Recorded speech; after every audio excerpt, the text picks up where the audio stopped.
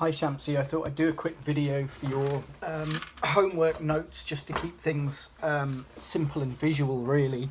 So covered a lot of stuff this week, so I would suggest you pick, what you want to work on most really. So one thing was doing our chromatic scale exercise, but doing it across strings. So rather than just going up one string at a time, we're starting to cross strings, so going from one string to another. So we're just doing this with the first three fingers, and I suggest you start around the 5th fret just because it's very wide to do it up here and it's very narrow to do it down here. So what we're going to do is just play our high E string, so the thumb is just playing the thinnest string on the guitar, and we just go 1, 2, 3. We're making sure we're on our tiptoes of our fingers, we're making sure we're between the frets, and we're making sure that our thumb is in the middle of the guitar. When we've completed the E string, we go to the B string, playing the B string with the thumb of the right hand, and when we've completed the B string, we go to the G string. And we want to get this so that there's a nice continuous flow of notes at an even spacing. We don't want big gaps like that. We want nice consecutive even strokes.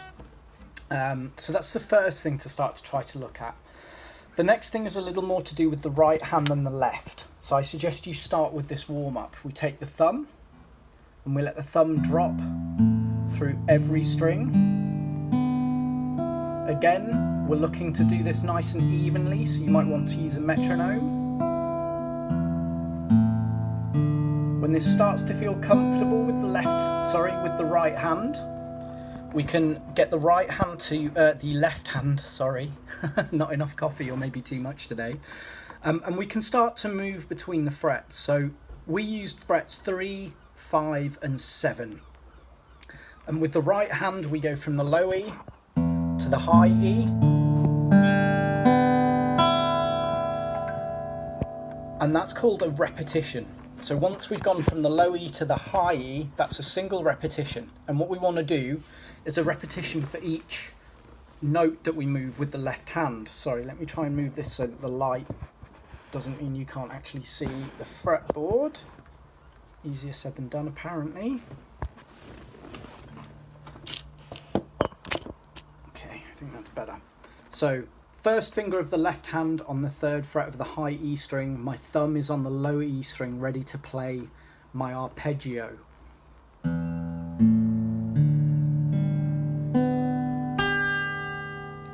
That's one repetition, so we're going to now move the left hand to fret 3.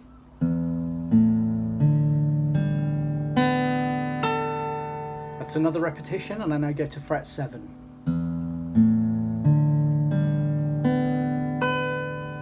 So with no gaps, you should have something that sounds a bit like this.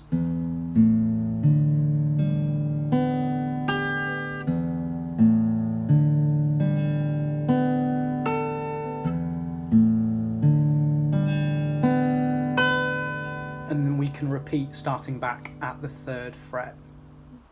That's the second thing you can be working on. The first is the chromatic stuff, the second is this arpeggio work.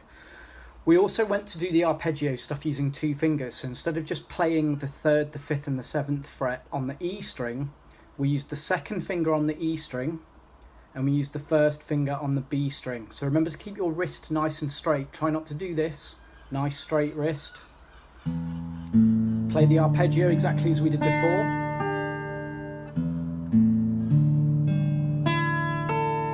We get a different sound this time because we're holding down the extra string.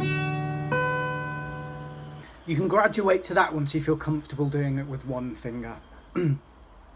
I need a little bit more time to look at the Enya song for you to send over some instructions, but keep practicing the parts that you know. I think that's everything we covered. Drop me a message if you have any questions.